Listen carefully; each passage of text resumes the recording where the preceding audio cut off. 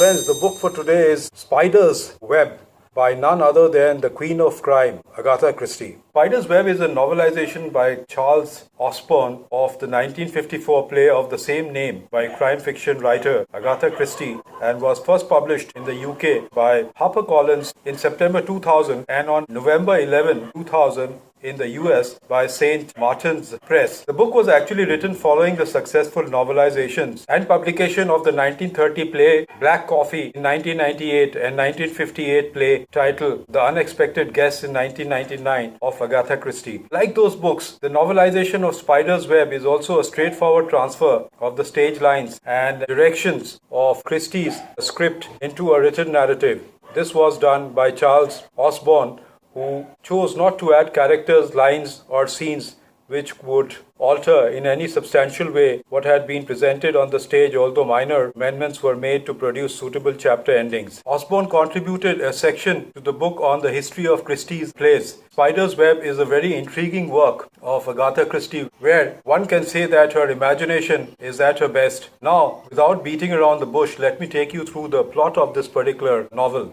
The story opens in a mansion where a few guests, while partying, are playing a very peculiar game. One out of them is blindfolded. He is tasting wine and port from a few bottles and attempts to name the brand. If he pronounces the correct name, he wins the bet. The party is happening at Clarissa Hailsham-Brown's home. Clarissa Hailsham-Brown is the wife of a foreign diplomat, Henry. There are 3 guests in the house. Clarissa's godfather, Sir Roland, better known as Raleigh Delhi. Then you have Hugo Birch and a young man named Jeremy Warrender. When Jeremy is given the opportunity of being alone with Clarissa, he confesses his love for her. But Clarissa, sticking to her values of being a faithful wife to Henry and a stepmother to Pippa, rejects his proposal.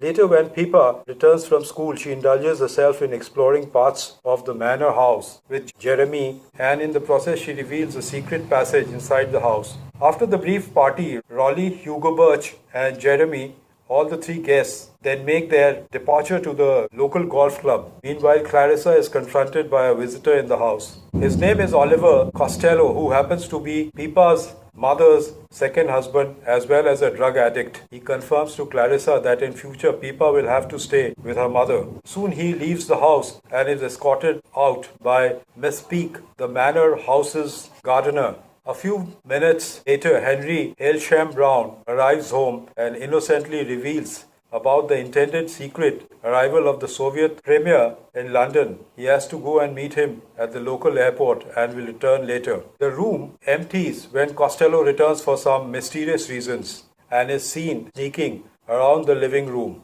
Clarissa soon discovers his body in the drawing room.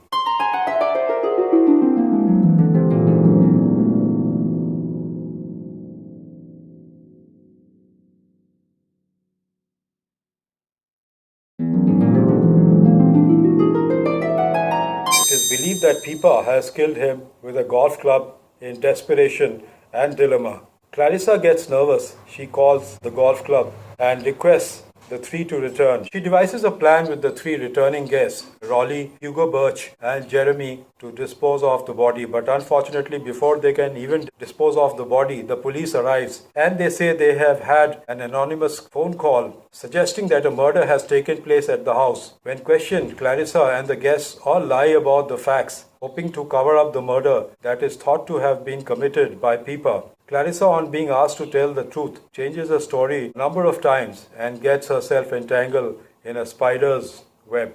The police soon find that Costello's body is missing. It was taken away by Miss Peake to an upper bedroom so that the police wouldn't come across it while they searched the house and interviewed the individuals. Later, when Jeremy is alone, in an attempt in pretending to comfort Pippa, he tries to smother her with a pillow but stops as Clarissa approaches him. Clarissa is shrewd, keen and acute at understanding things, discovers that it is Jeremy who had murdered Charles Salon, an antique shop owner and the previous owner of the manor house in which she was staying as a tenant, because Charles Salon had something valuable in his possession that was lying hidden somewhere in this house. The item which Jeremy has been looking for is somewhere in the house and not at the antique shop. That is why Costello approached Clarissa thinking that she was Mrs. Brown, the owner of the manor house, and the partner in his antique shop business. It is then revealed that Miss Peak is actually Mrs. Brown. Clarissa is Mrs. Hailsham-Brown. Since Jeremy was on the same mission as Costello had to be eliminated. The item which the rogues had been looking for was an error postage stamp, which would have fetched a sum of some 14,000 pounds in those times. Jeremy tries to kill Clarissa as she is the only one remaining who knows about his secret. However, the police are eavesdropping on them and they finally arrest Jeremy. The three guests then leave for their respective homes and Henry returns home. Clarissa learns that the Premier was not at the airport as part of the security setup but is still expected to visit the house. The play closes as Clarissa and Henry get ready for the visit of the Premier. Friends, this is an extremely interesting novel. The language and sentences are very typical of Agatha Christie that are most enjoyable to read and easy to understand. She conveys the intricacy of a murder mystery with so much ease. Her sentences are loaded with the choicest of words and precise action descriptions. She expresses each expression so diligently and each discussion so precisely. I would give the book 7 out of 10. Goodbye and see you soon.